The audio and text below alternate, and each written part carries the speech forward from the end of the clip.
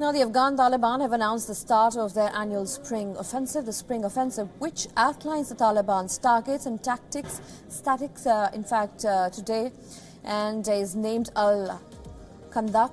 In a statement, the Taliban says it is named after a historic battle that defeated invading armies in Medina. The statement says Americans will be primary targets and internal supporters will be secondary targets, though the statement calls for prevention of civilian casualties. The United Nations has documented an increase in civilian casualties by 6% this year. The United Nations counts 763 civilians killed and 1,495 injured by the terrorist groups in the first 3 months of 2018. The latest high-profile attack, though claimed by the Islamic State affiliate,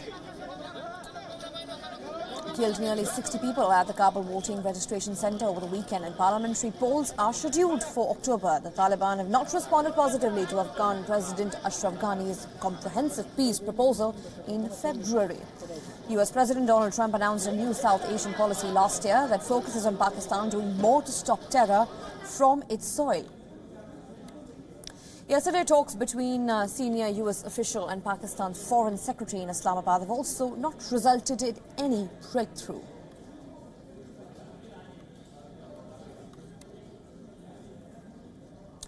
And joining me on the broadcast is my colleague Amitabh Rebi. Amitabh, we've clearly heard, as a fact that the meeting between the senior US officials and Pakistan foreign secretaries we were pointing out in Islamabad has not resulted in a breakthrough. What are we expecting?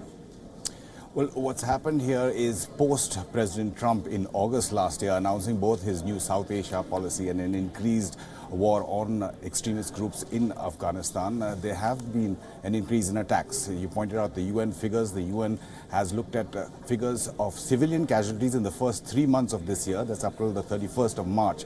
And there are over 2,000 of civilians who've been either killed or wounded. That's up 6% from the years preceding that. Now, the earlier announcement this morning of the Taliban, that's a traditional announcement that they make annually. It's their new year. They call it a spring offensive. You mentioned Al-Khandak is the name that they give to it. They're linking it historically to a battle that Muslim forces had against invading forces and stopped them from Medina, which is what they do annually. But the timing of this is significant because as we saw those pictures there from Kabul, where over 60 people were killed at a polling registration center on the weekend.